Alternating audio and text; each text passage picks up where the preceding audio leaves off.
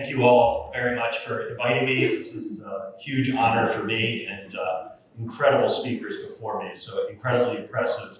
That's the first time I've ever heard the line that half the population are women, the other half are their children. That's phenomenal. We can take that back to my wife, so thank you very much.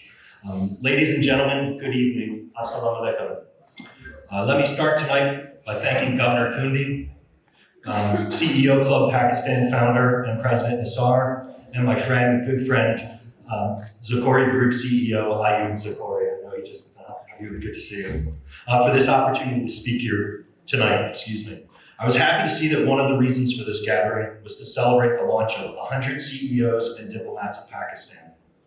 I'm looking forward to reading it and learning more about the role of this diplomacy in supporting trade and investment, which directly describes how I view my role here in Peshawar, enabling the cooperation necessary to advance shared bilateral interests through diplomacy. The United States and Pakistan share many interests, and above all is the desire to make our nations safer, stronger, and more prosperous, which is a clear Trump administration goal. As you know, one of the significant challenges for economic prosperity has been discussed here tonight on this stage in KP is security. I come from a law enforcement background, and I'm naturally drawn to the idea of protecting people and making the world a safer place. A big part of the reason why I decided to come to Peshawar was the opportunity to further improve our shared efforts to combat terrorism and to address security challenges here. From a policy perspective, one of the most frustrating aspects of combating terrorism is a paradox. True and lasting security can only be achieved in an environment where there are economic opportunities. So what do you do when you can't have security without economic growth, but can't grow the economy because you have security problems? Well, you do what you're doing here tonight. You come together to talk about the challenges, to share ideas about how to overcome them, and plan ways to turn those possibilities into solutions. For decades, diplomats have worked to bridge governments and the private sector to promote trade and create conditions that foster economic cooperation and create wealth. In recent years, we've begun expanding that engagement to include a greater range of partners, understanding that sometimes even the smallest investments can pay the biggest dividends. President Trump has underlined the importance of enhancing these avenues of cooperation and seeking out opportunities for partnerships that may have been overlooked in the past. We do not have to look far to find those opportunities in Khyber Pakhtunkhwa, because in KP, our interests are perfectly aligned.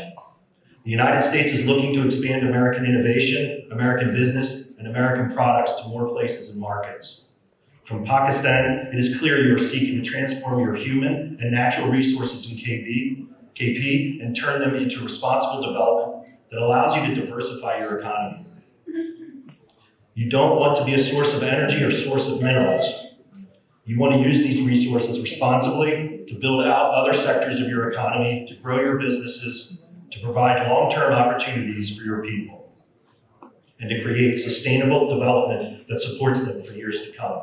That's what tonight's all about. We share these perfectly aligned interests to make our nation safer, stronger, and more prosperous. We know that the economic growth we want will help sustain the peaceful, secure environment we need to continue that prosperity. For many years, the United States worked through a development economics lens throughout the world. Indeed, USAID, over its many years of operation, achieved many good things we continue to hear about. However, we are now at the start of a new chapter, defined by trade, not aid. The work of building KP's prosperity and security rests largely on the shoulders of the private sector. Unlocking the potential of private sector partnerships, a key U.S. policy goal, will lead to the outcomes we all seek. I look forward to working with you in the months to come to help us achieve our mutual goals. Thank you, Dara Manana, and Shukriya. Thank you very much.